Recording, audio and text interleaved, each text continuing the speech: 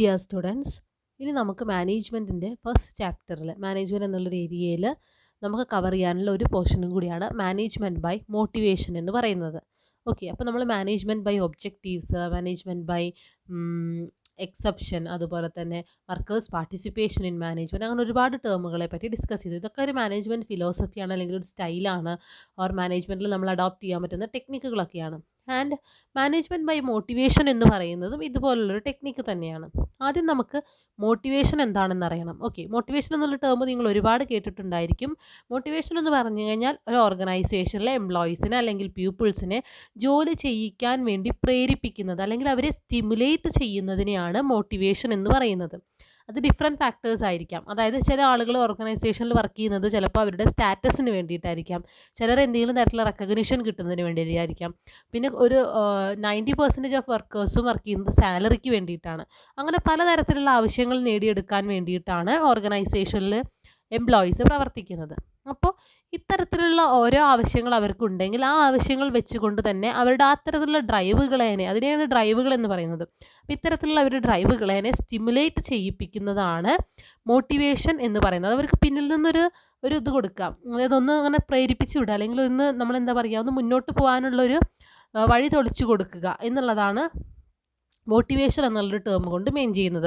Motivation കൂടുതലായിട്ടും ചെയ്യുന്നത് അല്ലെങ്കിൽ ചെയ്യേണ്ടത് ആരാണ്? മാനേജേഴ്സ് അല്ലെങ്കിൽ ടോപ്പ് അതോറിറ്റീസ് തന്നെയാണ്.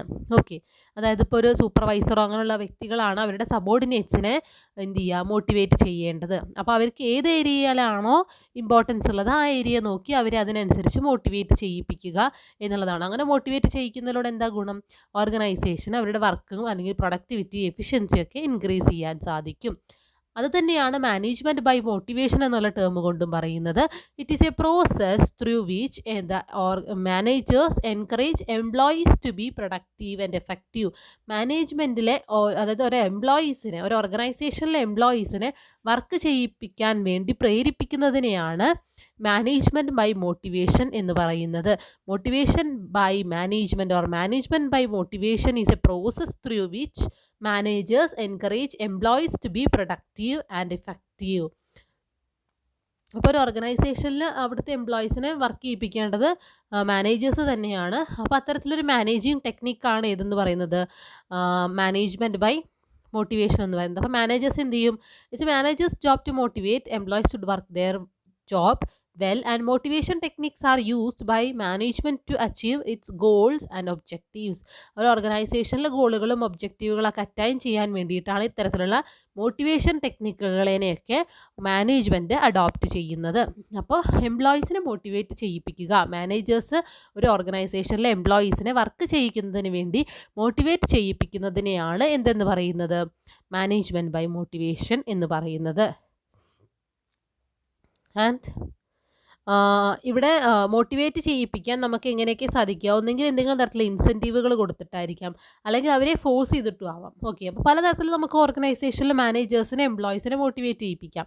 അതിലിപ്പോൾ നമുക്ക് എന്ത് ചെയ്യാം, നന്നായിട്ട് വർക്ക് ചെയ്ത് കഴിഞ്ഞാൽ അതിനനുസരിച്ചൊരു ബോണസ്, റിവാർഡുകൾ, അതിനെക്കുറിച്ചൊക്കെ നമ്മൾ ഡിസ്കസ് ചെയ്യുന്നുണ്ട്. എന്തായാലും ഒന്ന് പറയുമ്പോൾ നമ്മൾ പറയാം, റിവാർഡുകൾ അല്ലെങ്കിൽ എന്തെങ്കിലും തരത്തിലുള്ള സാലറിയിലൊക്കെ ഒരു കൂടുതലായിട്ട് കൊടുക്കുക, അല്ലെങ്കിൽ അവരെ വർക്ക് നന്നായിട്ട് ചെയ്യുമ്പോൾ അന്നത്തെ ദിവസം എംപ്ലോയി ഓഫ് ദ ഡേ അല്ലെങ്കിൽ എന്തെങ്കിലും സ്പെഷ്യലായിട്ടുള്ളൊരു കൺസിഡറേഷൻ അവർക്ക് കൊടുക്കുക എന്നുള്ളതൊക്കെ ഒരു തരം നല്ലൊരു തരം മോട്ടിവേഷൻ രീതികളാണ്. ഒരു പോസിറ്റീവ് റീഎൻഫോഴ്സ്മെൻ്റ് ആണ്, പോസിറ്റീവ് ടൈപ്പ് ഓഫ് മോട്ടിവേഷനാണ്.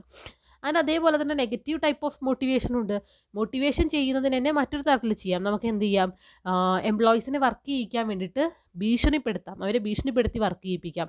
നിങ്ങൾ വർക്ക് ചെയ്തിട്ടില്ലെങ്കിൽ നിങ്ങളെ ജോലി അല്ലെങ്കിൽ പോവും, അല്ലെങ്കിൽ നിങ്ങളെ സാലറി കട്ട് ചെയ്യും എന്നൊക്കെ പറഞ്ഞിട്ട് വർക്ക് ചെയ്യിപ്പിക്കാം. അതൊരു തരത്തിലുള്ള മോട്ടിവേഷൻ തന്നെയാണ് പല ഓർഗനൈസേഷനുകളും എടുക്കുന്നുണ്ട്. നമ്മൾ പലതരത്തിലുള്ള അതോറിറ്റേറ്റീവ് ലെവലുകളൊക്കെ പഠിച്ചപ്പോൾ കണ്ടിരുന്നു. അത്തരത്തിലുള്ള മോട്ടിവേഷനുകളും ഉണ്ട്. എന്തായാലും മോട്ടിവേഷൻ എന്ന് പറഞ്ഞാൽ എംപ്ലോയീസിനെ സ്റ്റിമുലേറ്റ് ചെയ്യിക്കുകയാണ്, വർക്ക് ചെയ്യാൻ വേണ്ടിയിട്ട് പീപ്പിളിനെ സ്റ്റിമുലേറ്റ് ചെയ്യിക്കുന്നതിനാണ് മോട്ടിവേഷൻ എന്ന് പറയുന്നത്. അത് തന്നെയാണ് മാനേജ്മെൻറ്റ് ബൈ മോട്ടിവേഷൻ എന്നുള്ള ടേമും മീൻ ചെയ്യുന്നത്. And motivation of employees by management നമ്മൾ പറഞ്ഞു മോട്ടിവേഷൻ ചെയ്യുന്നുണ്ട് അല്ലെങ്കിൽ മോട്ടിവേഷൻ ചെയ്യിക്കുന്നുണ്ട് എന്നുള്ളത്. അപ്പോൾ അത്തരത്തിലുള്ളൊരു മോട്ടിവേഷൻ കണ്ടക്ട് ചെയ്യണമെങ്കിൽ for this purpose the following process are required. കുറച്ച് പ്രോസസ്സുകൾ ആവശ്യമാണ്. അത്തരത്തിലൊരു മോട്ടിവേഷൻ ഒരു ഓർഗനൈസേഷനിൽ കൊണ്ടുവരണമെങ്കിൽ അതിന് കുറച്ച് പ്രോസസ്സുകൾ ആവശ്യമാണ്. അതെന്തൊക്കെയാണെന്ന് നോക്കാം. ആദ്യത്തെയാണ് observe employees performance throughout an evaluation period. ഒരു പെർട്ടിക്കുലർ പീരിയഡ് എടുത്ത് അവിടെ എന്ത് ചെയ്യണം, മാനേജേഴ്സ് എംപ്ലോയീസിൻ്റെ പെർഫോമൻസ് ഇവാലുവേറ്റ് ചെയ്യണം. അതൊരു മെയിൻ ആയിട്ടുള്ള റിക്വയർമെൻ്റ് ആണ്. അല്ലെങ്കിൽ ഒരു മാനേജേഴ്സിന് എംപ്ലോയീസിനെ മോട്ടിവേറ്റ് ചെയ്യണമെങ്കിൽ അവരെങ്ങനെ വർക്ക് ചെയ്യുന്നുണ്ട് എന്നുള്ള കാര്യം ആദ്യം പഠിക്കേണ്ടേ. നന്നായിട്ട് വർക്ക് ചെയ്യുന്ന ഒരാളെ വീണ്ടും നമ്മൾ എന്ത് ചെയ്യണ്ട, നെഗറ്റീവായിട്ടൊരു മോട്ടിവേഷൻ കൊടുത്താൽ ചിലപ്പോൾ അവർ നന്നായിട്ട് വർക്ക് ചെയ്യില്ല. അപ്പോൾ നമ്മൾ ആദ്യം എന്ത് ചെയ്യണം, ഓരോ എംപ്ലോയീസിനെയും ഒബ്സർവ് ചെയ്യണം, അല്ലെങ്കിൽ അവരെ നോക്കി കണ്ട് വിലയിരുത്തണം അവരെന്തൊക്കെയാണ് ഒരു ഓർഗനൈസേഷനിൽ ചെയ്യുന്നത്. ഇപ്പോൾ നമ്മളൊരു 3 മാസത്തെ സമയം എടുക്കുക. എന്നിട്ട് എല്ലാ എംപ്ലോയീസും ആ ഒരു 3 മാസ സമയത്ത് എങ്ങനെയാണ് വർക്ക് ചെയ്യുന്നുള്ളത്, ഓരോ കാര്യങ്ങളും ഓരോ ദിവസത്തെയും വർക്കുകൾ അവർ എങ്ങനെയൊക്കെയാണെന്നുള്ളത് കറക്റ്റായിട്ട് എവിടെയെങ്കിലും വേഗപ്പെടുത്തി വെച്ചിട്ട് അതിനനുസരിച്ചിട്ട് അവർക്ക് മോട്ടിവേഷൻ കൊടുക്കാൻ വേണ്ടിയിട്ട് ശ്രമിക്കുക. അപ്പോൾ അതാണ് ഒബ്സർവ് എംപ്ലോയി പെർഫോമൻസ്. രണ്ടാമത് ഗീവ് എംപ്ലോയീസ് റെഗുലർ ഫീഡ്ബാക്ക്. ഇത്തരത്തിൽ തന്നെ നമ്മളങ്ങനെ എംപ്ലോയീസിൻ്റെ കാര്യങ്ങളൊക്കെ പഠിക്കുക എന്നുള്ളത് ഒന്നായിരുന്നു. രണ്ടാമത് വന്നിട്ടുള്ളത് എംപ്ലോയീസിന് റെഗുലർ ആയിട്ടുള്ളൊരു ഫീഡ്ബാക്ക് കൊടുക്കുക. അതായത് ഇപ്പോൾ എംപ്ലോയീസ് നന്നായിട്ട് വർക്ക് ചെയ്യുന്നുണ്ട് എങ്കിൽ മാനേജേഴ്സ് റെഡി ആയിരിക്കണം എന്തിന്, അവർക്ക് തിരിച്ച് നല്ലൊരു ഫീഡ്ബാക്ക് കൊടുക്കാൻ. അപ്പോൾ ഇപ്പോൾ ഒരു ദിവസം ഒരു എംപ്ലോയി നന്നായിട്ട് നല്ല പ്രൊഡക്ടിവിറ്റി ഉണ്ട്, അല്ലെങ്കിൽ ആ എംപ്ലോയി കൂടുതൽ പ്രൊഡക്റ്റ് പ്രൊഡ്യൂസ് ചെയ്തു, അത് നല്ല ക്വാളിറ്റി പ്രൊഡക്റ്റ് കുറഞ്ഞ സമയം കൊണ്ട് പ്രൊഡ്യൂസ് ചെയ്ത് കഴിഞ്ഞാൽ മാനേജേഴ്സ് എന്ത് ചെയ്യണം, ആ എംപ്ലോയിനെ വിളിച്ച് ഇന്ന് നീ നന്നായി വർക്ക് ചെയ്തു, അതുകൊണ്ട് ഇനിയും ഇങ്ങനെ തന്നെ മുന്നോട്ട് പോകണം എന്നൊക്കെ പറഞ്ഞു കഴിഞ്ഞാൽ ആ എംപ്ലോയിക്ക് എന്ത് തോന്നും, സെൽഫായിട്ടൊരു ഒരു സെൽഫ് സാറ്റിസ്ഫാക്ഷൻ തോന്നും. അപ്പോൾ അത്തരത്തിൽ എന്നും ഉള്ള വർക്കുകളിൽ ഒരു ഫീഡ്ബാക്ക് എന്ത് ചെയ്യണം, ഒരു ഫ്രാങ്ക് ആയിട്ടുള്ളൊരു ഫീഡ്ബാക്ക് ആര് പ്രൊവൈഡ് ചെയ്യണം, മാനേജേഴ്സ് എംപ്ലോയീസിന് പ്രൊവൈഡ് ചെയ്യണം. ആൻഡ് തേർഡ് വൺ വരുന്നത് schedule public announcement to recognise employee. എംപ്ലോയീസിനെ റെക്കഗ്നൈസ് ചെയ്യിക്കാൻ വേണ്ടിയിട്ട് പബ്ലിക് അനൗൺസ്മെൻറ്റുകളൊക്കെ കൊടുക്കുക. ഇപ്പോൾ ഞാൻ പറഞ്ഞതിൽ തന്നെ ഒരു മെത്തേഡാണിത്. അതായത് ജോലിയിലൊരു സാറ്റിസ്ഫാക്ഷൻ കിട്ടുന്നതിന് വേണ്ടിയിട്ട് തന്നെയാണ്. ഇപ്പോൾ നമ്മൾ പറഞ്ഞ രണ്ടാമത്തെ പോയിന്റിൽ റെഗുലർ ഫീഡ്ബാക്ക് കൊടുക്കുന്നത് തന്നെ പബ്ലിക് അനൗൺസ്മെൻറ്റിലൂടെയാണ് കൊടുക്കുന്നതെങ്കിലോ, ഇപ്പോൾ നിങ്ങൾ കോളേജിൽ പഠിക്കുന്നു, നിങ്ങൾ ചെയ്തൊരു നല്ല കാര്യം, അല്ലെങ്കിൽ നിങ്ങളൊരു കുട്ടിയെ സഹായിക്കുന്നു, അല്ലെങ്കിൽ നിങ്ങളിപ്പോൾ നിങ്ങളുടെ ക്ലാസ്സിലൊരു കുട്ടിക്ക് പഠന കാര്യങ്ങളിലൊക്കെ പിന്നോട്ട് നിൽക്കുന്ന ഒരു കുട്ടിയെ ഒരാൾ സഹായിച്ചു കഴിഞ്ഞാൽ അത് പ്രിൻസിപ്പൾ മൈക്കിലൂടെ വിളിച്ച് പറഞ്ഞു കഴിഞ്ഞാൽ കോളേജ് മുഴുവൻ അതറിയും. അപ്പോൾ നിങ്ങൾക്ക് അവിടെ ഒരു റെക്കഗ്നീഷൻ കിട്ടും, അല്ലെങ്കിൽ നിങ്ങൾക്ക് എന്ത് കിട്ടും, ഒരു സാറ്റിസ്ഫാക്ഷൻ കിട്ടും. നമ്മൾ ആ വർക്ക് ചെയ്തത് എല്ലാവരും അറിയുന്നുണ്ട്, അപ്പോൾ നമ്മളെ കുറച്ച് ആളുകൾ ശ്രദ്ധിക്കുന്നുണ്ട്, അല്ലെങ്കിൽ നമ്മൾ ആ ഓർഗനൈസേഷന് വേണ്ടി വർക്ക് ചെയ്താൽ അത് കുറച്ച് ആളുകളൊക്കെ അറിയും, നമ്മളെ മറ്റുള്ളവരുടെ മുൻപിലൊക്കെ ഒരു നല്ല വ്യക്തിയായിട്ട് കാണും എന്നുള്ളത് നമുക്ക് മനസ്സിലാക്കും. അപ്പോൾ അത്തരത്തിലുള്ള പബ്ലിക് അനൗൺസ്മെൻറ്റുകളൊക്കെ നടത്തുക. ഓർഗനൈസേഷൻ്റെ ഉള്ളിൽ തന്നെ എല്ലാ എംപ്ലോയീസിൻ്റെ ഇടയിലൊക്കെ അറിയാൻ വേണ്ടിയിട്ട് മൈക്ക് വെച്ചിട്ടൊക്കെ ഒരു എംപ്ലോയി നന്നായിട്ട് പ്രൊഡ്യൂസ് ചെയ്ത് കഴിഞ്ഞാൽ ആ കാര്യങ്ങളൊക്കെ പറയുക. ഓക്കെ, ദെൻ നാലാമത് വരുന്നതാണ് പ്രൊമോട്ട് എംപ്ലോയി. എംപ്ലോയീസിനെ പ്രൊമോട്ട് ചെയ്യാം. എങ്ങനെ, അവർ കമ്പനിക്ക് വേണ്ടിയിട്ട് വർക്ക് ചെയ്യുന്നുണ്ട്, കമ്പനിയുടെ എക്സ്പെക്റ്റേഷൻ അനുസരിച്ച് വർക്ക് ചെയ്യിപ്പിക്കാൻ വേണ്ടിയിട്ട് എംപ്ലോയീസിനെ പ്രൊമോട്ട് ചെയ്യുന്നതിനെയാണ് ഇതെന്ന് പറയുന്നത്. നാലാമത്തെ point, promote employees with performance records that constantly exceed the companies expectation. അതായത് ഒരു എംപ്ലോയിയുടെ പെർഫോമൻസ് എന്ന് പറയുന്നത് കമ്പനിയുടെ എക്സ്പെക്റ്റേഷനേക്കാൾ കൂടുതലാവുകയാണെങ്കിൽ, കമ്പനി ഇപ്പോൾ ഒരു 4 ലക്ഷം വരെയൊക്കെയാണ് സെയിൽസ് ഒരാളോട് ഒരു മന്ത് ഫിനിഷ് ചെയ്യുക, അല്ലെങ്കിൽ എന്ത് ചെയ്യാൻ പറഞ്ഞിട്ടുള്ളത്, ടാർഗറ്റ് പറഞ്ഞിട്ടുള്ളതെങ്കിൽ ആ വ്യക്തി അതിലും കൂടുതലൊക്കെ ചെയ്യുകയാണെങ്കിൽ, അപ്പോൾ കമ്പനി എക്സ്പെക്ട് ചെയ്യുന്നതിനേക്കാൾ കൂടുതൽ ആ ഒരു വ്യക്തി ചെയ്യുന്നുണ്ടെങ്കിൽ അവിടെ നമുക്ക് എന്ത് ചെയ്യാം, അത്തരത്തിലുള്ള എംപ്ലോയീസിനൊക്കെ പ്രമോഷനും കാര്യങ്ങളൊക്കെ കൊടുക്കുക എന്നുള്ളതാണ് മറ്റൊരു technique. Okay, then fourth one ആണ് ask employees to volunteer for roles. എംപ്ലോയീസിനെ ലീഡേഴ്സ് ആക്കുക, അതിൽ വളണ്ടിയർ ആക്കുക. നിങ്ങൾക്ക് തന്നെ അറിയാം, നിങ്ങളിൽ എന്തെങ്കിലും ഒരു കോളേജിലൊക്കെ ഫെസ്റ്റും കാര്യങ്ങളൊക്കെ വരുമ്പോൾ കുറച്ച് വളണ്ടിയർമാരുണ്ടായിരിക്കും. അവിടെയുള്ള കുട്ടികളെ നിയന്ത്രിക്കാൻ കുട്ടികളിൽ നിന്ന് തന്നെ കുറച്ച് ആളുകളെ സെലക്ട് ചെയ്യും.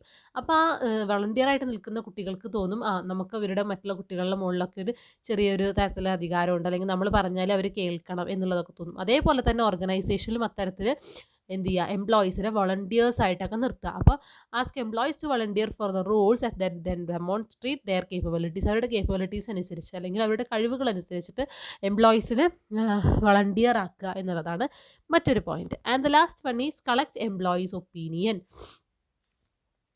ഇനി ഓർഗനൈസേഷനിൽ ഡിസിഷനൊക്കെ എടുക്കുന്ന സമയത്ത്, എന്തെങ്കിലും തരത്തിലുള്ള സർവേ അങ്ങനെ കാര്യങ്ങളൊക്കെ നടക്കുന്ന സമയത്തൊക്കെ എംപ്ലോയീസിൻ്റെ അടുത്ത് നിന്ന് ഒപ്പീനിയൻ കളക്ട് ചെയ്യുക. ഓക്കെ, അതായത് അവർക്ക് എന്തെങ്കിലും സജഷൻസ് ഒക്കെ ഉണ്ടെങ്കിൽ അത്തരം സജഷൻസുകളൊക്കെ ചോദിക്കുക, അവരുടെ ഒപ്പീനിയൻ എന്തൊക്കെയാണെന്നുള്ളത് നോക്കി അതിലൊക്കെ കറക്റ്റായിട്ടുള്ളൊരു സൊല്യൂഷനൊക്കെ, അല്ലെങ്കിൽ അവർ പറയുന്ന ഒപ്പീനിയൻ ശരിയാണെങ്കിൽ നമ്മൾ ഡിസിഷനിൽ അതിനൊക്കെ ഇൻക്ലൂഡ് ചെയ്യിപ്പിക്കുക എന്നുള്ളതാണ് മറ്റൊരു ടെക്നിക്ക്.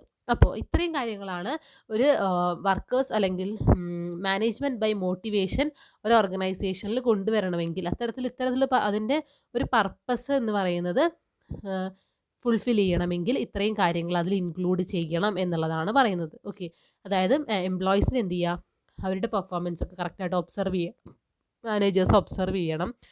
അതിൻ്റെ ഫീഡ്ബാക്കുകളും കാര്യങ്ങളൊക്കെ എംപ്ലോയീസിന് കൊടുക്കണം. അതായത് അവർ വർക്ക് ചെയ്യുന്നതിനനുസരിച്ചിട്ട് ഫീഡ്ബാക്കും കാര്യങ്ങളൊക്കെ എംപ്ലോയീസിന് കൊടുക്കണം. നന്നായിട്ട് വർക്ക് ചെയ്ത് നല്ല ഫീഡ്ബാക്കും, വർക്ക് മോശമാണെങ്കിൽ അത്തരത്തിലുള്ള ഫീഡ്ബാക്കുകളും പ്രൊവൈഡ് ചെയ്യുക.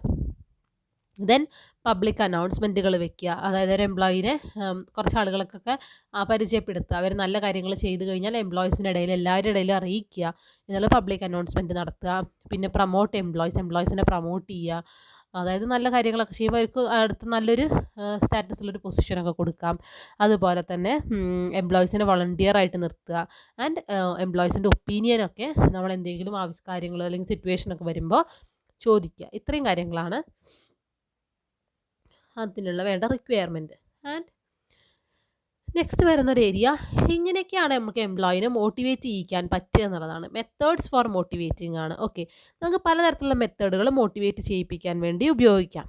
ഓക്കെ, അതിൽ ഫസ്റ്റ് വൺ എന്ന് പറയുന്നത് റിവാർഡ്സ് ആൻഡ് ഇൻസെൻറ്റീവ്സുകളാണ്. ഓക്കെ, അപ്പോൾ റിവാർഡ്സ് ആൻഡ് ഇൻസെൻറ്റീവ്സ് എന്ന് പറഞ്ഞു കഴിഞ്ഞാൽ റിവാർഡുകൾ എന്ന് പറഞ്ഞാൽ എന്താണ്, നമുക്ക് കിട്ടുന്ന റിട്ടേൺ ആണ്. ഇപ്പോൾ ഒരു എംപ്ലോയി ആണ് നിങ്ങളെങ്കിൽ, അല്ലെങ്കിൽ നമ്മളൊരു എംപ്ലോയീസ് ആണെങ്കിൽ നമുക്ക് അവിടെ നിന്ന് നമ്മളൊരു ഓർഗനൈസേഷന് വേണ്ടി നല്ല രീതിയിൽ പ്രവർത്തിച്ചാൽ നമുക്ക് തിരിച്ച് എന്ത് കിട്ടും, റിട്ടേൺ കിട്ടും. അതിനെയാണ് റിവാർഡ് എന്ന് പറയുന്നത്. ഓക്കെ, അത് പലതരത്തിലായിരിക്കും. അല്ലെങ്കിൽ റിവാർഡ് ആൻഡ് ഇൻസെൻറ്റീവ്സ് എന്ന് പറഞ്ഞാലൊക്കെ സിമിലർ തന്നെയാണ്. നമുക്ക് ആ ഓർഗനൈസേഷനിൽ നിന്ന് കിട്ടുന്ന എന്തെങ്കിലും തരത്തിലുള്ള തിരിച്ചിങ്ങോട്ട് കിട്ടുന്ന ബെനിഫിറ്റുകളാണ് റിവാർഡ്സ് ഓർ ഇൻസെൻറ്റീവ്സ് എന്ന് പറയുന്നത്. അപ്പോൾ ഇത്തരത്തിലുള്ള റിവാർഡുകൾ അല്ലെങ്കിൽ ഇൻസെൻറ്റീവുകൾ നമുക്ക് എങ്ങനെയാണ് കിട്ടുന്നത്, നമ്മളുടെ വർക്ക് എത്രത്തോളം എഫിഷ്യൻ്റ് ആണ് എന്നതിനനുസരിച്ചിട്ടാണ് നമുക്ക് ഇത്തരത്തിലുള്ള റിവാർഡുകൾ അല്ലെങ്കിൽ ഇൻസെൻറ്റീവ്സുകൾ അതിനൊക്കെ അവൈലബിൾ ആവുന്നത്. അപ്പോൾ എംപ്ലോയി നോക്കുക, അവരൊരു ഓർഗനൈസേഷന് വേണ്ടി എടുക്കുന്ന എഫേർട്ടിൻ്റെ മുകളിൽ തിരിച്ച് അവർക്ക് സഫീഷ്യൻ്റ് ആയിട്ട് റിവാർഡ് കിട്ടുന്നുണ്ടെങ്കിൽ എംപ്ലോയീസ് മോട്ടിവേറ്റഡ് ആവും, ഇല്ലേ? നമ്മളിപ്പോൾ ഒരു ഓർഗനൈസേഷൻ്റെ പ്രൊഡക്ടിവിറ്റി ഒക്കെ ഇൻക്രീസ് ചെയ്ത് ഇപ്രാവശ്യം നല്ലൊരു പ്രോഫിറ്റ് ഉണ്ടാക്കി കൊടുത്താൽ നമുക്ക് തിരിച്ച് കമ്പനി ബോണസും കാര്യങ്ങളൊക്കെ തരുന്നുണ്ടെങ്കിൽ അവിടെ ആ എംപ്ലോയി സാറ്റിസ്ഫൈഡ് ആണ്. ഓക്കെ, അതുതന്നെയാണ് റിവാർഡ് എന്നുള്ളൊരു വേർഡ് കൊണ്ട് മീൻ ചെയ്യുന്നുള്ളൂ. റിവാർഡുകൾ എന്ന് പറയുന്നത് ഇൻറ്റേർണലും ആവാം എക്സ്റ്റേർണലും ആവാം. ഓക്കെ, ഇൻറ്റേർണൽ റിവാർഡ് എന്ന് പറഞ്ഞു കഴിഞ്ഞാൽ ഒരു വ്യക്തിക്കുള്ളിൽ തന്നെ, അല്ലെങ്കിൽ ഇൻട്രിൻസിക് റിവാർഡ് എന്ന് പറയും, ഒരു വ്യക്തിക്കുള്ളിൽ തന്നെ എന്ത് ചെയ്യാണ്, ആവശ്യമായിട്ടുള്ള കാര്യങ്ങൾ, അല്ലെങ്കിൽ ഇപ്പം നമ്മളൊരു വർക്ക് ചെയ്ത് കഴിഞ്ഞാൽ വർക്ക് ചെയ്യുന്നതിനിടയിൽ നമുക്ക് എന്തെങ്കിലും ഒരു ഓർഗനൈസേഷനിൽ നമ്മൾ വർക്ക് ചെയ്യായിരുന്നു, അതിൻ്റെ ഇടയിൽ നമുക്ക് എന്തെങ്കിലും തരത്തിലുള്ള ഇഷ്യൂ ഒക്കെ ഉണ്ടായി, അല്ലെങ്കിൽ എന്തെങ്കിലും തരത്തിലുള്ള മെഷീനിലോ മറ്റ് പരിക്കുകളൊക്കെ ഉണ്ടായി കഴിഞ്ഞാൽ നമ്മൾ എന്ത് ചെയ്യും, ഒരു എംപ്ലോയിക്ക് വേണ്ട എല്ലാ തരത്തിലുള്ള കെയറുകളും കാര്യങ്ങളൊക്കെ കൊടുക്കുന്നതിനെയാണ് ഇൻറ്റേർണൽ റിവാർഡ്സ് അല്ലെങ്കിൽ ഇൻറ്റേർണൽ ഇൻട്രിൻസിക് റിവാർഡ്സ് എന്ന് പറയുന്നത്. എക്സ്ട്രിൻസിക് റിവാർഡുകളും ഉണ്ട്. അതെങ്ങനെയായിരിക്കും, അവിടെ മറ്റൊരു പേഴ്സൺ വഴിയാണ് നമുക്ക് കിട്ടുന്നത്. ഓക്കെ, അതായത് ബോണസായിട്ട് മറ്റു കാര്യങ്ങളൊക്കെ ആയിട്ട് കൊടുക്കുന്നതാണ്. അതായത് ഒരു ഓർഗനൈസേഷൻ്റെ ഉള്ളിൽ നിന്ന് തന്നെ നേരിട്ട് ചെയ്യുന്നതാണെങ്കിൽ അതിന് ഇൻട്രിൻസിക് എന്നും, എക്സ്ട്രിൻസിക് എന്ന് പറയുമ്പോൾ മറ്റൊരു ഓർഗനൈസേഷൻ വഴിയാണ് ചെയ്യുന്നതെങ്കിൽ എക്സ്ട്രിൻസിക് അല്ലെങ്കിൽ എക്സ്റ്റേർണൽ റിവാർഡുകൾ എന്നും പറയും. ഓക്കെ, ഇങ്ങനെയാണ് രണ്ട് തരത്തിലുള്ള റിവാർഡുകൾ.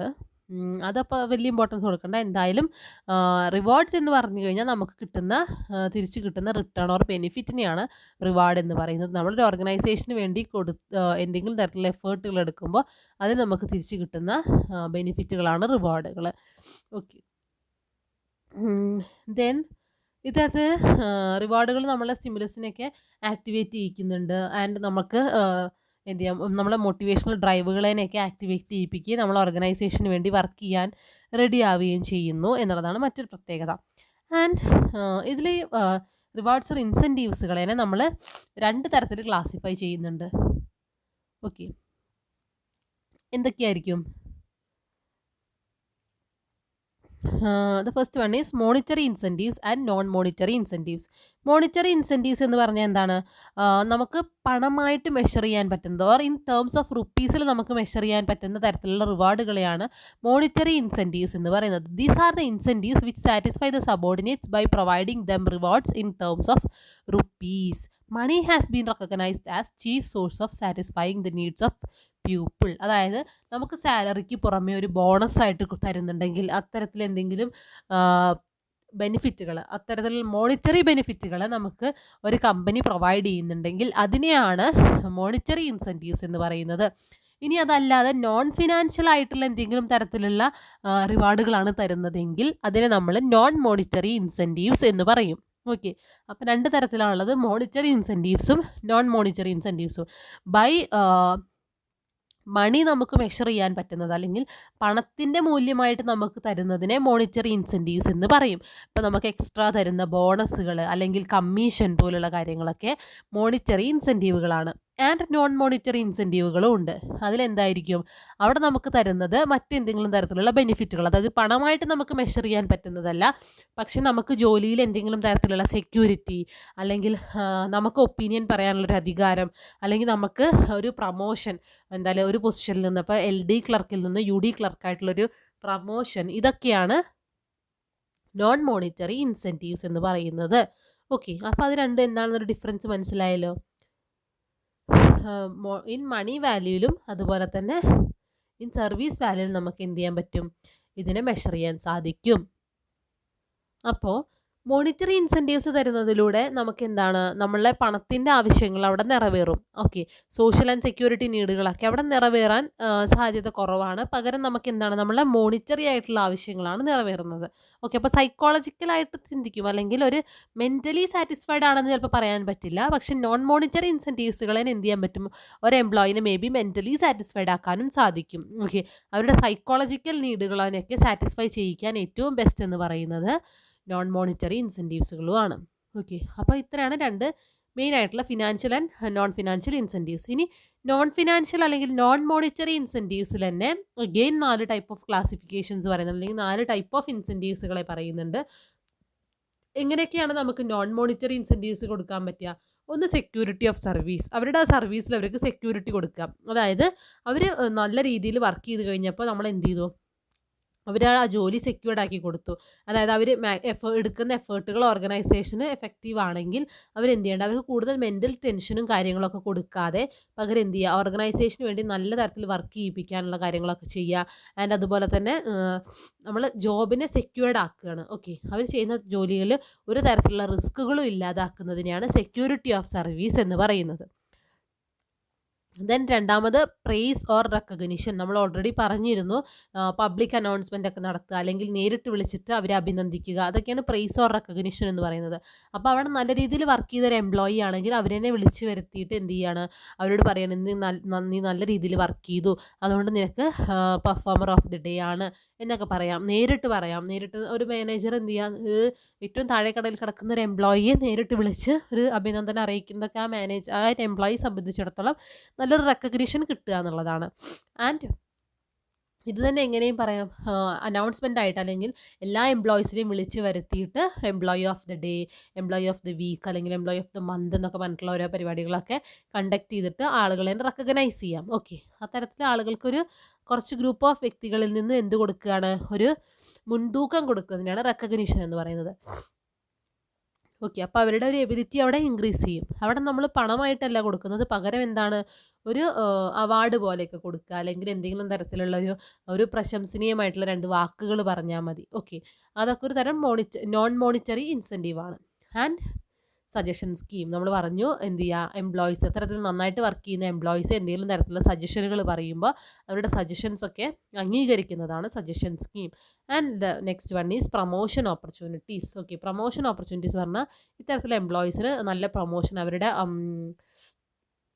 വർക്കിൽ, അതിപ്പോൾ ഒരു സാധാ ഒരു ക്ലർക്കായിട്ട് നിന്നിരുന്ന, അല്ലെങ്കിൽ ഒരു സാധാ ഒരു മെഷീനറി ആയിട്ട് റിലേറ്റ് ചെയ്തിട്ടുള്ള വർക്ക് ചെയ്ത് വരുന്ന ഒരു വ്യക്തിയാണെങ്കിൽ അവർ അതിൻ്റെ നെക്സ്റ്റ് ലെവലിലേക്ക് കൊണ്ടുപോവുക. ഇനിയിപ്പോൾ ഒരു LD ആയിട്ടുള്ളൊരു ക്ലർക്കായിരുന്നെങ്കിൽ അവരൊരു UD ക്ലർക്കാക്കി മാറ്റുക, ആൻഡ് ഒരു സീനിയർ ക്ലർക്കാക്കി മാറ്റുക. അങ്ങനെ അവർക്ക് എന്ത് ചെയ്യുക, ജോലിയിൽ തന്നെ പ്രൊമോഷനും കാര്യങ്ങളൊക്കെ കൊടുക്കുക എന്നുള്ളത് മറ്റൊരു തരത്തിലുള്ള നോൺ മോണിറ്ററി ഇൻസെൻറ്റീവുകളാണ്. ഓക്കെ, അപ്പോൾ റിവാർഡുകൾ ആൻഡ് ഇൻസെൻറ്റീവ്സ് ആണ് first method of motivating employees എന്ന് പറയുന്നത്. അതിൽ നമ്മൾ റിവാർഡ്സ് ആൻഡ് ഇൻസെൻറ്റീവ്സിൽ മോണിറ്ററി റിവാർഡുകളും അതുപോലെ തന്നെ നോൺ മോണിറ്ററി റിവാർഡുകളും പറഞ്ഞു. മോണിറ്ററി ഇൻസെൻറ്റീവ്സ് ആണെങ്കിൽ ബൈ മണി വാല്യൂ ആയിരിക്കും നമ്മൾ മെഷർ ചെയ്യുന്നത്. നോൺ മോണിറ്ററി ആണെങ്കിൽ അങ്ങനെ പണത്തിൻ്റെ അളവ് അനുസരിച്ചിട്ടല്ല, പകരം നമ്മളവിടെ എന്ത് ചെയ്യാണ്, എംപ്ലോയീസിന് മെൻ്റലി ഒരു തരത്തിൽ റെക്കഗ്നീഷൻ അല്ലെങ്കിൽ സാറ്റിസ്ഫാക്ഷൻ ഒക്കെ കൊടുക്കുന്നതാണ് നോൺ മോണിറ്ററി ഇൻസെൻറ്റീവ്സ്. ഈ നോൺ മോണിറ്ററിയിൽ തന്നെ എഗെയിൻ ഒരു 4 ക്ലാസിഫിക്കേഷൻസ് പറഞ്ഞു. അത് ഏതൊക്കെയായിരുന്നു? അവരുടെ വർക്കിൽ അല്ലെങ്കിൽ അവരുടെ സർവീസിൽ സെക്യൂരിറ്റി പ്രൊവൈഡ് ചെയ്യുക, അതുപോലെ തന്നെ അവരെ റെക്കഗ്നൈസ് ചെയ്യാൻ തരത്തിലുള്ള എന്തെങ്കിലും ഫങ്ഷനുകളൊക്കെ നടത്തുക, ആൻഡ് സജഷനുകളൊക്കെ സ്വീകരിക്കുക, ആൻഡ് പ്രൊമോഷൻ, അവർക്ക് പ്രൊമോഷനും കാര്യങ്ങളൊക്കെ കൊടുക്കുക. ദെൻ മറ്റൊരു ടൈപ്പ് ഓഫ് മെത്തേഡാണ് to motivating the employees is challenging job. Challenging ജോബുകൾ കൊടുക്കുക. ചാലഞ്ചിങ് ജോബ് എന്ന് പറഞ്ഞാൽ, ചാലഞ്ചുകൾ എന്ന് പറഞ്ഞാൽ എന്താണ്, നമുക്ക് അക്സെപ്റ്റ് ചെയ്യണം. ചാലഞ്ചുകളെ അക്സെപ്റ്റ് ചെയ്യുക എന്ന് പറയുമ്പോൾ നമ്മൾ എന്ത് ചെയ്യാണ്, ഒരു വെല്ലുവിളിയെ സ്വീകരിക്കുകയാണ്. അപ്പോൾ അത് ഒരു തരത്തിലൊരു ഓർഗനൈസേഷനിലെ മാനേജേഴ്സിന് എംപ്ലോയീസിനോട് ചെയ്യാൻ പറ്റുന്ന ഒരു മെത്തേഡാണ് മോട്ടിവേറ്റ് ചെയ്യിക്കാൻ വേണ്ടിയിട്ട്. അതായത് എംപ്ലോയീസിനെ വെല്ലുവിളിക്കുക എന്നൊക്കെ പറയുമ്പോൾ അങ്ങനെയല്ല, ഒരു അവരെ കൊണ്ട് ചെയ്യാൻ പറ്റുന്നതിലും കുറച്ചും കൂടി അധികം ജോലികൾ അവർക്ക് കൊടുക്കുക. എന്നിട്ട് നിങ്ങൾക്കിത് ചെയ്യാൻ പറ്റുമോ, അല്ലെങ്കിൽ ചെയ്യാൻ പറ്റിയാൽ ഇത്തരത്തിലുള്ള ബെനിഫിറ്റുകൾ നിങ്ങൾക്ക് തരാം എന്നൊക്കെ പറഞ്ഞിട്ട് അവരെ കൊണ്ട് എന്ത് ചെയ്യാം, ആ തരത്തിലുള്ള ഏതെങ്കിലും ജോലികളൊക്കെ ചെയ്യാൻ കുറച്ച് ഡിഫിക്കൾട്ടായിട്ടുള്ള അല്ലെങ്കിൽ റുട്ടീൻ ആയിട്ടുള്ള ഫങ്ഷൻസുകളല്ല, അതിനും പുറമെ കുറച്ചും കൂടി എൻറിച്ച്ഡ് ആയിട്ടുള്ള ജോബുകളെ ചെയ്യിപ്പിക്കുക എന്നുള്ളതാണ് ഏതെന്ന് പറയുന്നത്, ചാലഞ്ചിങ് ജോബ് എന്നുള്ള ടേം കൊണ്ട് മീൻ ചെയ്യുന്നത്. അപ്പോൾ കുറച്ചുകൂടി ചാലഞ്ചിങ് ആയിട്ടുള്ള ജോലികൾ എംപ്ലോയീസിന് കൊടുക്കുക എന്നുള്ളതേ ചാലഞ്ചിങ് ജോബ് എന്നുകൊണ്ട് മീൻ ചെയ്യുന്നുള്ളൂ. അപ്പോൾ ജോബ് ഡിസൈൻ എന്ന് പറയുന്നൊരു കാര്യമുണ്ട്. ജോബ് ഡിസൈൻ എന്ന് പറഞ്ഞാൽ ഒരു എംപ്ലോയി ഓർഗനൈസേഷനിൽ ചെയ്യേണ്ട ജോലികളാണ്. അപ്പോൾ അത്തരത്തിലുള്ള ജോബ് ഡിസൈനിൽ കുറച്ചും കൂടി ഒരു ഇമ്പ്രൂവ്മെൻറ്റ് വരുത്താം. ഒരു വ്യക്തി സാധാരണ വന്നു കഴിഞ്ഞാൽ കുറച്ച് ക്ലറിക്കൽ വർക്കുകൾ മാത്രമാണ് ചെയ്യേണ്ടതെങ്കിൽ അയാൾക്ക് എന്ത് ചെയ്യുക, കുറച്ചൊരു ഡിസിഷൻ മേക്കിങ്ങിലും കുറച്ചൊരു റെസ്പോൺസിബിലിറ്റി ഒക്കെ കൊടുക്കുക, അല്ലെങ്കിൽ അത്തരത്തിലുള്ള കുറച്ച് ഡ്യൂട്ടീസൊക്കെ അസൈൻ ചെയ്ത് കൊടുത്തു കഴിഞ്ഞാൽ അയാളത് എങ്ങനെ ചെയ്യുന്നു എന്നുള്ളത് നോക്കുന്നതാണ് ചാലഞ്ചിങ് ജോബ്സ് എന്നുള്ള രീതിയാണ് പറയുന്നത്. ഓക്കെ, അപ്പോൾ കുറച്ച് ചാലഞ്ചിങ് ആയിട്ടുള്ള ജോലികൾ കൊടുക്കുന്നതാണ് ചാലഞ്ചിങ് ജോബ്സ്. ദെൻ വരുന്ന മറ്റൊരു മെത്തേഡാണ് യൂസിങ് മെറിറ്റ് പേ. ഓക്കെ, മെറിറ്റ് പേ ഉപയോഗിക്കുക. മെറിറ്റ് പേ എന്ന് പറഞ്ഞാൽ എങ്ങനെയാണ്, സാലറിയിൽ വരുന്ന ചേഞ്ചുകളാണ്. ഓക്കെ, ഒരു ടിപ്പിക്കലായിട്ടുള്ള പെർമനൻറ്റ് ചേഞ്ചസ് ആണ്. സാലറിയിൽ ഇൻക്രീസ് കൊടുക്കുക, അതാണ് മെറിറ്റ് പേ എന്ന് പറയുന്നത്. അതായത് ഓരോ എംപ്ലോയീസിൻ്റെയും പെർഫോമൻസ് അനുസരിച്ചിട്ട് അവർക്ക് സാലറി കൊടുക്കുക. ഓക്കെ, അതായത് ഇപ്പം നമ്മൾ സാധാരണ ബേസിക് പേ എന്ന് പറയുന്ന ഒരു വ്യക്തിക്ക്, ഒരു ഓർഗനൈസേഷനിലെ വ്യക്തിക്ക് 20,000 ആണ്. പക്ഷേ ഈ മന്തിൽ അയാൾ കുറച്ചുകൂടി നല്ല പെർഫോമൻസ് കാഴ്ചവെച്ചിട്ടുണ്ടെങ്കിൽ അയാൾക്ക് എന്ത് ചെയ്യുക, ഒരു ബോണസ് പോലെ ഒരു 1000 അല്ലെങ്കിൽ 2000 രൂപയ്ക്ക് എക്സ്ട്രാ ഒരു ബോണസ് പോലെ കൊടുക്കുക. അങ്ങനെ മെറിറ്റ് പേ, അവരുടെ പെർഫോമൻസിനനുസരിച്ചിട്ട് അവരുടെ സാലറിയിൽ ഒരു ബോണസ് പോലെ എന്തെങ്കിലും ഒരു ഇൻക്രിമെൻ്റ് ഉണ്ടാവുന്നതിനെയാണ് ഏത് പറയുന്നത്, മെറിറ്റ് പേ എന്ന് പറയുന്നത്. ഈ ബോണസ് ഒക്കെ നമ്മൾ ഡേ ടു ഡേ വർക്കുകളെ നോക്കിയിട്ടായിരിക്കില്ല, ചിലപ്പോൾ ഒരു ഇയറിലൊരു ബോണസ് അല്ലെങ്കിൽ ഒരു ഇൻ്ററിം ബോണസ് എന്ന് പറഞ്ഞിട്ട് 6 മാസം കൂടുമ്പോൾ അങ്ങനെയൊക്കെയാണ് കൊടുക്കുക കേട്ടോ. Then fourth one is using spot awards. Using spot awards ആണ് മറ്റൊരു ടെക്നിക്ക്. നോക്കിയേ, സ്പോട്ട് അവാർഡ്സ് എന്ന് പറഞ്ഞാൽ നമ്മൾ ഓൾറെഡി പറഞ്ഞ കാര്യം തന്നെയാണ്. അതായത് നമ്മൾ റെക്കഗ്നൈസ് ചെയ്യാണ് എംപ്ലോയീസിനെ, എങ്ങനെ അവാർഡുകളൊക്കെ കൊടുക്കുക അവരുടെ പെർഫോമൻസിനനുസരിച്ച്. നമ്മൾ പറഞ്ഞില്ലേ, എംപ്ലോയി ഓഫ് ദ ഇയർ ഒക്കെ ആക്കുക, അല്ലെങ്കിൽ എംപ്ലോയി ഓഫ് ദ മന്ത് എന്നുള്ള പോലത്തെ അവാർഡുകളൊക്കെ കൊടുക്കുന്നതാണ്. പെട്ടെന്ന് തന്നെ സ്പോട്ടിൽ കൊടുക്കണം. അതായത് ഒരു വ്യക്തി നല്ല രീതിയിലുള്ള പെർഫോമൻസ് ഈ ഒരു ദിവസം കാഴ്ചവെച്ചെങ്കിൽ ആ ഒരു ദിവസം തന്നെ വൈകിട്ട് എല്ലാവരും പോകുന്നതിന് മുൻപായിട്ട് പെർഫോമർ ഓഫ് ദ ഡേ എന്നൊക്കെ പറഞ്ഞിട്ട് നമ്മൾ കൊടുക്കുന്നതാണ് ഇത് സ്പോട്ട് അവാർഡ്സ് എന്ന് പറയുന്നത്. അപ്പോൾ സ്പോട്ട് അവാർഡുകൾ കൊടുക്കുക. ആ ഒരു സ്പോട്ടിൽ തന്നെ നമ്മൾ എന്ത് ചെയ്യുക, വലിയ താമസം വരുത്താതെ അവർക്ക് അവാർഡുകൾ അല്ലെങ്കിൽ ട്രോഫികളും കാര്യങ്ങളൊക്കെ കൊടുക്കുന്നതാണ് ഇതെന്ന് പറയുന്നത് യൂസിങ് സ്പോട്ട് അവാർഡ്സ് എന്ന് പറയുന്നത്. ദെൻ മറ്റൊരു ടെക്നിക്കാണ് by means of life long learning. Life long ലേണിങ്ങിനുള്ളൊരു അവസരം എംപ്ലോയീസിന് കൊടുക്കുകയാണ്. അതായത് life long learning can be use to deal with the problems of downsizing and employee commitment and to counterbalance their negative effects. It provides extensive continuing training and education from basic remedial skills to advanced decision making techniques. അതായത് എംപ്ലോയീസിന് എന്ത് ചെയ്യണം, അവരുടെ ഒരു കഴിവിനെ കൂട്ടാൻ വേണ്ടിയിട്ട് അവർക്ക് എന്ത് ചെയ്യുക, ബേസിക് ആയിട്ടുള്ള കാര്യങ്ങളിൽ നിന്ന് മാത്രമല്ല കുറച്ചും കൂടി അവർക്ക് ഇമ്പ്രൂവ് ചെയ്യാൻ വേണ്ടിയിട്ട് എന്ത് ചെയ്യണം, അല്ലെങ്കിൽ ഡിസിഷൻ മേക്കിങ്ങും കാര്യങ്ങൾക്കൊക്കെ ഉള്ള സ്കില്ലുകളൊക്കെ ഉണ്ടാവാൻ വേണ്ടിയിട്ട് അവർക്ക് ട്രെയിനിങ്ങും കാര്യങ്ങളൊക്കെ പ്രൊവൈഡ് ചെയ്യുന്നതാണ് by means of life long learning എന്ന് പറയുന്നത്. അവരെന്ത് ചെയ്യുക, അവർ കൂടുതൽ സെൽഫ് എഫിഷ്യൻ്റ് ആക്കുക, അല്ലെങ്കിൽ സെൽഫ് ആക്ച്വലൈസേഷൻ നീഡിലോട്ടൊക്കെ എത്തിക്കാൻ വേണ്ടിയിട്ട്, അല്ലെങ്കിൽ നല്ലൊരു കരിയർ എംപ്ലോയിക്ക് നേടിയെടുക്കാൻ വേണ്ടിയിട്ട് ഓർഗനൈസേഷൻ എന്ത് ചെയ്യുക, എഡ്യൂക്കേഷണൽ പ്രോഗ്രാമുകൾ, ട്രെയിനിങ് കാര്യങ്ങളൊക്കെ പ്രൊവൈഡ് ചെയ്യുന്നതിനെയാണ് by means of life long learning എന്ന് പറയുന്നത്. ഇതും ഒരു തരത്തിൽ മോട്ടിവേഷൻ തന്നെയാണ്. കാരണം എന്ത് നോളജ് വെച്ചിട്ടാണോ ഒരു ഓർഗനൈസേഷനിൽ കയറിയത്, ആ എംപ്ലോയി തിരിച്ച് ആ ഓർഗനൈസേഷൻ വിട്ടിറങ്ങുമ്പോൾ ഒരുപാട് നോളജ് ഉള്ള ഒരു വ്യക്തിയായി മാറാൻ സാധിക്കും. അതാണ് ആ ഒരു ബേസിൻ്റെ പ്രത്യേകത. Then the next one is by means of skill based pay. Skill based pay എന്ന് പറഞ്ഞാൽ എന്താണ്, എംപ്ലോയീസിൻ്റെ സ്കില്ലിനനുസരിച്ചിട്ട് എന്ത് ചെയ്യുക, അവർക്ക് പേയ്മെൻറ്റ് അല്ലെങ്കിൽ സാലറി കൊടുക്കുക. ഓക്കെ, അല്ലെങ്കിൽ the range and the depth and the type of skills and knowledge they can be compared with using another type of job. അതൊരു എംപ്ലോയി ഒരു ജോലി ചെയ്യുമ്പോൾ അവർക്ക് കുറച്ച് സ്കിൽ ആൻഡ് നോളജ് ആവശ്യമാണ്, കുറച്ച് അറിവുകളും കാര്യങ്ങളൊക്കെ വേണം. അപ്പോൾ അത്തരത്തിലുള്ള അവരുടെ അറിവുകൾ അല്ലെങ്കിൽ അവരുടെ കഴിവുകളെ അനുസരിച്ചിട്ട് സാലറിയും കാര്യങ്ങളൊക്കെ കൊടുക്കുക എന്നുള്ളതാണ് ഇതെന്ന് പറയുന്നത് by means of skill based pay എന്ന് പറയുന്നത്. ഓക്കെ, ഇതൊരു തരം മോട്ടിവേഷൻ തിയറി തന്നെയാണ്. എംപ്ലോയീസിന് അവരുടെ പൊട്ടൻഷ്യൽ കൂട്ടാൻ വേണ്ടിയിട്ടാണ്. അപ്പോൾ കൂടുതലായിട്ട് നോളജ് ഉള്ള ഒരു കാര്യം ചെയ്യുമ്പോൾ കൂടുതലായിട്ട് നോളജ് ഉള്ള എംപ്ലോയീസ് ഒക്കെ ഉണ്ടെങ്കിൽ അവർക്ക് എന്ത് ചെയ്യുക, കൂടുതൽ സാലറിയും കാര്യങ്ങളൊക്കെ പ്രൊവൈഡ് ചെയ്യുന്നതാണ് by means of skill based pay എന്ന് പറയുന്നത്. And the seventh one is with positive reinforcement. Reinforcement എന്ന് പറഞ്ഞാൽ നമ്മൾ എന്ത് ചെയ്യാണ്, എംപ്ലോയീസിന് ഒന്നും കൂടി ഒരു ബലം കൊടുക്കുക. അങ്ങനെയാണ് ശരിക്കും റീഎൻഫോഴ്സ്മെൻറ്റ് എന്നൊരു ടേമിൻ്റെ മീൻ ചെയ്യുന്നത്. ഒന്ന് എൻഫോഴ്സ് ചെയ്യണം അവരെന്നെ. എങ്ങനെ അത് പോസിറ്റീവ്ലിയും നെഗറ്റീവ്ലിയും ചെയ്യാൻ സാധിക്കും. ഓക്കെ, റീഎൻഫോഴ്സ്മെൻറ്റുകൾ അത് നമുക്ക് പഠിക്കാനുണ്ട്. എനിവേ നമ്മളിപ്പോൾ പറയുന്നത് പോസിറ്റീവ് റീഎൻഫോഴ്സ്മെൻ്റ് ആണ്. പോസിറ്റീവ് റീഎൻഫോഴ്സ്മെൻറ്റ് എങ്ങനെയാണ് ഒരു മാനേജർക്ക് കൊടുക്കാൻ സാധിക്കുക, അതായത് positive reinforcement programs depends upon operant conditioning principles to supply positive reinforcement and change behavior.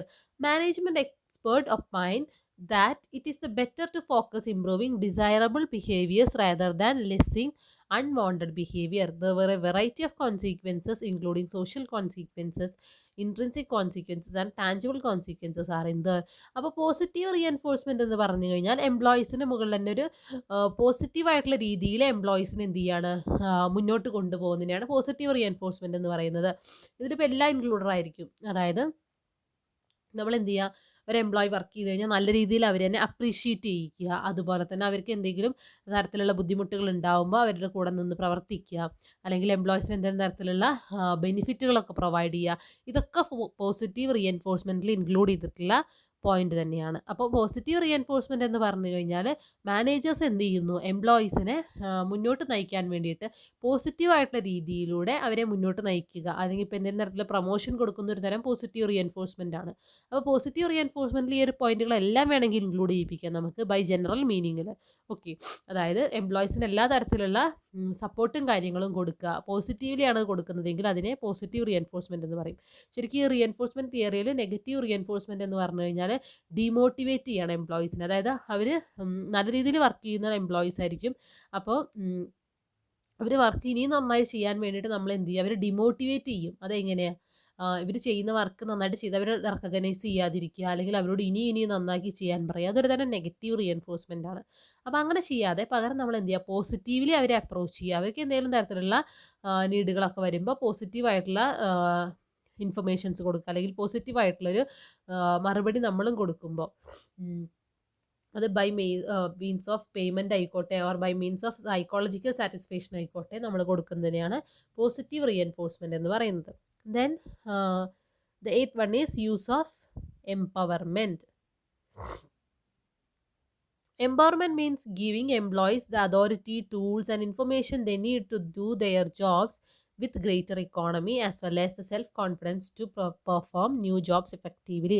Empower ചെയ്യുക എന്ന് പറഞ്ഞു കഴിഞ്ഞാൽ അവർക്ക് ഒരു ഓർഗനൈസേഷനിലെ എംപ്ലോയീസിന് ആ ഒരു ഓർഗനൈസേഷനിലുള്ള പവറുകളുടെ അളവിനെ വീണ്ടും കൂട്ടുക. അതായത് അവർക്ക് അതോറിറ്റി ഒക്കെ കൂടുതൽ പ്രൊവൈഡ് ചെയ്യുക, അല്ലെങ്കിൽ കൂടുതൽ ഡ്യൂട്ടിയും കാര്യങ്ങളൊക്കെ പ്രൊവൈഡ് ചെയ്യുക. ആൻഡ് ഒരു ജോലി ചെയ്യുമ്പോൾ അവർക്ക് എങ്ങനെ ചെയ്യാം എന്നുള്ളതിനെ കുറിച്ചിട്ടൊക്കെ അവർക്ക് തന്നെ ഒരു ഐഡിയ ഉണ്ടാക്കിയെടുക്കാൻ പറ്റുന്നുണ്ടെങ്കിൽ അതിനെയാണ് എന്ത് പറയുന്നത്, എംപവർമെൻറ്റ് എന്ന് പറയുന്നത്. അപ്പോൾ അത്തരത്തിലുള്ള എംപവർമെൻറ്റുകളൊക്കെ എംപ്ലോയീസിന് കൊടുക്കുന്നത് എന്തിന് എളുപ്പമാണ്, എംപ്ലോയീസിനെ മോട്ടിവേറ്റ് ചെയ്യിക്കാൻ വേണ്ടി സാധിക്കുമെന്നാണ് പറയുന്നത്. ഓക്കെ, അപ്പോൾ അവർക്ക് കൂടുതൽ അധികാരങ്ങൾ കൊടുക്കുക എന്നുള്ളതാണ് എംപവർമെൻറ്റ് കൊണ്ട് മീൻ ചെയ്യുന്നത്. ദെൻ വിത്ത് ജോബ് റീഡിസൈൻ ഉപയോഗിച്ച് നമുക്ക് എന്ത് ചെയ്യാൻ പറ്റും, എംപ്ലോയീസിനെ മോട്ടിവേറ്റ് ചെയ്യിക്കാം. ജോബ് ഡിസൈൻ നമ്മൾ പറഞ്ഞു. ഒരു ജോബ് ഡിസൈൻ എന്ന് പറഞ്ഞാൽ ഒരു ജോലി എന്താണ്, അല്ലെങ്കിൽ ഒരു എംപ്ലോയി ഒരു ഡെസിഗ്നേഷനിൽ ഇരിക്കുമ്പോൾ അല്ലെങ്കിൽ ഒരു പൊസിഷനിൽ ഇരിക്കുമ്പോൾ എന്ത് ജോലിയാണ് ചെയ്യേണ്ടത് എന്നുള്ളതാണ് ജോബ് ഡിസൈൻ എന്ന് പറയുന്നത്.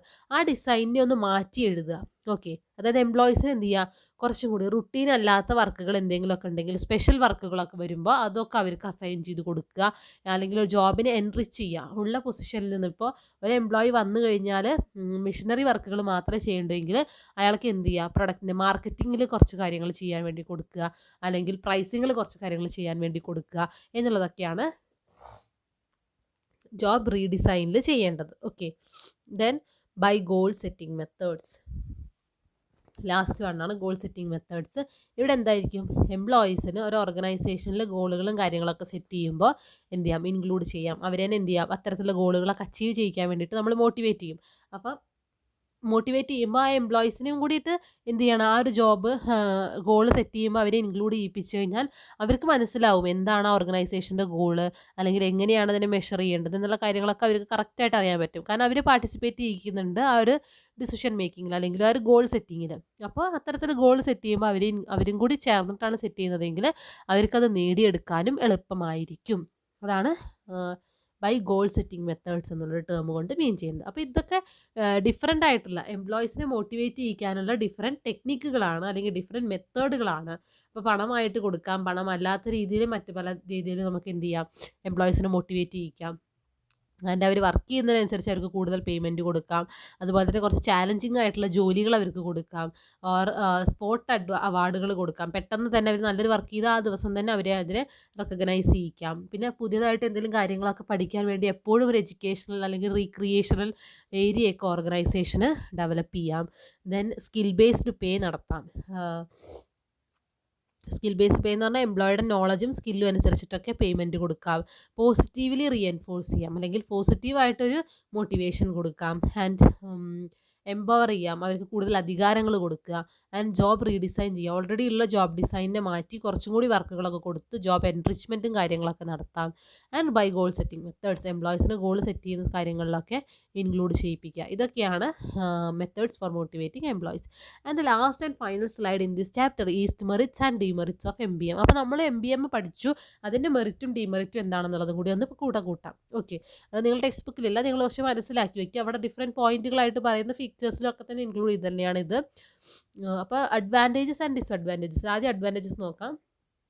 ഒന്നാമത്തെ കാര്യം എന്താണ്, എംപ്ലോയീസിനെ മോട്ടിവേറ്റ് ചെയ്യിക്കുക. അത് തന്നെയാണ് മാനേജ്മെൻറ്റ് ബൈ മോട്ടിവേഷൻ്റെ ലക്ഷ്യം എന്ന് പറയുന്നതും. ആൻഡ് രണ്ടാമത് പ്രൊഡക്ടിവിറ്റി ഇൻക്രീസ് ചെയ്യുന്നുണ്ട്, എഫിഷ്യൻസി വേണമെങ്കിൽ ഇൻക്രീസ് ചെയ്യിപ്പിക്കാം. കാരണം ഒരു ഓർഗനൈസേഷനിലെ എംപ്ലോയീസിനെ മോട്ടിവേറ്റ് ചെയ്യുമ്പോൾ അവരെന്ത് ചെയ്യും, കൂടുതലായിട്ട് പ്രൊഡക്റ്റുകൾ പ്രൊഡ്യൂസ് ചെയ്യും, ക്വാളിറ്റി പ്രൊഡക്റ്റുകളൊക്കെ പ്രൊഡ്യൂസ് ചെയ്യും. അത് ഓർഗനൈസേഷൻ്റെ പ്രൊഡക്ടിവിറ്റി ആൻഡ് എഫിഷ്യൻസിനെ ഇൻക്രീസ് ചെയ്യിക്കുന്നുണ്ട്. ദെൻ അട്രാക്റ്റീവ് പ്രീപൊസിഷൻ ഫോർ മാനേജ്മെൻറ്റിന് തന്നെ ഒരു പ്രപ്പോസിഷൻ, ഒരു അട്രാക്റ്റീവ് ആയിട്ടുള്ള ഒരു പ്രപ്പോസിഷൻ, അല്ലെങ്കിൽ ഒരു അട്രാക്റ്റീവ് ആയിട്ട് ചേഞ്ച് മാനേജ്മെൻറ്റിന് തന്നെ സംഭവിക്കും. Okay, then the last one is increase in earnings of employees.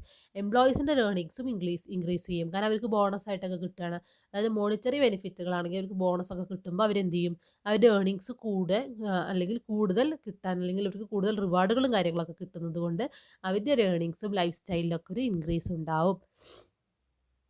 Then ഇതിന് കുറച്ച് ഡിസഡ്വാൻറ്റേജുകളും ഉണ്ട്. എന്തൊക്കെയാണ് ഡിസഡ്വാൻറ്റേജസ്? ഒന്ന്, ഇൻക്രീസ് എക്സ്പെൻസ് കൂടുന്നുണ്ട്. കാരണം നമ്മളിപ്പോൾ എന്നും അവാർഡ് കൊടുക്കാൻ നടക്കുന്നു, ബോണസ് കൊടുക്കുന്നതൊക്കെ ഓർഗനൈസേഷനെ സംബന്ധിച്ചിടത്തോളം എന്താണ്, ചിലവുകൾ കൂട്ടുന്നുണ്ട്. Then lead to higher labour cost. അതുപോലെ തന്നെ ലേബർ കോസ്റ്റ് കൂടുന്നത്. അതായത് ഇപ്പോൾ നമ്മൾ എംപ്ലോയീസിനാണ് അവിടെ കൂടുതൽ ഇമ്പോർട്ടൻസ് കൊടുക്കുന്നത്. അപ്പോൾ ഓർഗനൈസേഷനിൽ മറ്റ് പല ഫാക്ടേഴ്സും ഉണ്ട്. അതിൻ്റെയും കോസ്റ്റുകളൊക്കെ മീറ്റ് ചെയ്യണം. അപ്പോൾ ലേബറിൻ്റെ കോസ്റ്റ് വളരെയധികം കൂടാനുള്ളൊരു സാധ്യത ഇതിലുണ്ട്. അവർക്ക് കാരണം ബോണസൊക്കെ കൊടുക്കുക, അവാർഡുകളൊക്കെ കൊടുക്കുക, അത്തരത്തിൽ അവാർഡുകളൊക്കെ കൊടുക്കുമ്പോൾ നമുക്ക് അവിടെ ഒരുപാട് വേസ്റ്റേജ് ഓഫ് ടൈമും അതുപോലെ തന്നെ മണി ഉണ്ടാവുന്നുണ്ട്. ഇപ്പോൾ നമ്മളൊരു ലൈഫ് ലോങ് ലേണിംഗ് എന്ന് പറഞ്ഞു, എഡ്യൂക്കേഷണൽ ട്രെയിനിങ് ഒക്കെ എംപ്ലോയീസിന് കൊടുക്കുന്നത്. അത്തരത്തിൽ ട്രെയിനിങ് ഒക്കെ കൊടുക്കുമ്പോഴും എന്ത് വേണം, ഒരുപാട് സമയം അവിടെ നഷ്ടമാവും. അതുപോലെ തന്നെ അത്ര ട്രെയിനീസിനെയൊക്കെ ട്രെയിനറേനെയൊക്കെ നല്ലൊരു ട്രെയിനറെ വെക്കണമെങ്കിൽ അതിനുള്ള പണമൊക്കെ ഓർഗനൈസേഷൻ കരുതണം. അപ്പോൾ ഒരു ഹൈ ലേബർ കോസ്റ്റ് ഉണ്ടാവാനുള്ള ചാൻസ് കൂടുതലാണ്. Then feeling of jealousy among workers. വർക്കേഴ്സിൻ്റെ ഇടയിൽ തന്നെ ഒരു അസൂയ അല്ലെങ്കിൽ ഒരു തരം ജലസ് ഒക്കെ ഉണ്ടാവാനുള്ള ചാൻസ് കൂടുതലാണ്. കാരണം ഒരു 1-2 എംപ്ലോയീസ് ഒക്കെ പെർഫോമർ ഓഫ് ദ ഡേ ഒക്കെ ആവുമ്പോൾ മറ്റുള്ളവർക്ക് എന്തുണ്ടാവും, അവരുടെ ഇടയിൽ തന്നെ ഒരു തരം മുറുമുറുപ്പുകളൊക്കെ വരാനുള്ള സാധ്യത കൂടുതലാണ്. Then danger of accidents. കൂടുതൽ പ്രൊഡക്ടിവിറ്റി ഇൻക്രീസ് ചെയ്യുമ്പോൾ ആക്സിഡൻറ്റുകളൊക്കെ ഉണ്ടാവാനുള്ള ചാൻസ് കൂടുതലാണ്. അപ്പോൾ അതിനെയും ഇല്ലാതാക്കാൻ സാധിക്കാതെ വരുന്ന ഒരു സിറ്റുവേഷൻ ഓർഗനൈസേഷനിലുണ്ട്. ഇതൊക്കെയാണ് advantages and disadvantages of MBM എന്ന് പറയുന്നത്. അപ്പോൾ ഇത്രയാണ് നമുക്ക് ഈ ഒരു ഫസ്റ്റ് ചാപ്റ്ററിൽ ഡിസ്കസ് ചെയ്യാനുള്ളത്. ഇവിടെ നമ്മൾ ഒരുപാട് കാര്യങ്ങൾ പറഞ്ഞു. മാനേജ്മെൻറ്റ് എന്താണ്, അതുപോലെ തന്നെ management different functions, school of thought, levels of management, അതുപോലെ തന്നെ FW ടൈലറും അതുപോലെ ഹെൻറി ഫയോൾ, അങ്ങനെ ഒരുപാട് മാനേജ്മെൻറ്റ് തിങ്കേഴ്സിനെ പറ്റി പറഞ്ഞു. മാനേജ്മെൻറ്റ് ഇൻ മോഡേൺ പീരിയഡൊക്കെ ഡിസ്കസ് ചെയ്തു. പിന്നെ മാനേജ്മെൻറ്റ് എന്താണ്, അഡ്മിനിസ്ട്രേഷൻ എന്താണെന്ന് പറഞ്ഞു. MBO, MBE, MBP, management by participation അല്ലെങ്കിൽ workers participation in management by exception, അതുപോലെ തന്നെ മാനേജ്മെൻറ്റ് ബൈ മോട്ടിവേഷൻ, ഇങ്ങനെ ഒരുപാട് ടേമുകളെ നമ്മൾ ഡിസ്കസ് ചെയ്യുകയും ചെയ്തിട്ടുണ്ട്. ഓക്കെ, അപ്പോൾ ഇത്രയാണ് നമുക്ക് ഈ ഒരു ഫസ്റ്റ് ചാപ്റ്ററിലുള്ളത്. സോ നമ്മൾ ഫസ്റ്റ് ചാപ്റ്റർ ഇവിടെ വൈൻഡപ്പ് ചെയ്യാണ്. അപ്പോൾ എല്ലാവരും നന്നായിട്ട് ഈ ഒരു ചാപ്റ്ററിനെ കംപ്ലീറ്റ് ആൻഡ് കവർ ചെയ്തിട്ട് പഠിക്കുക. Okay, thank you.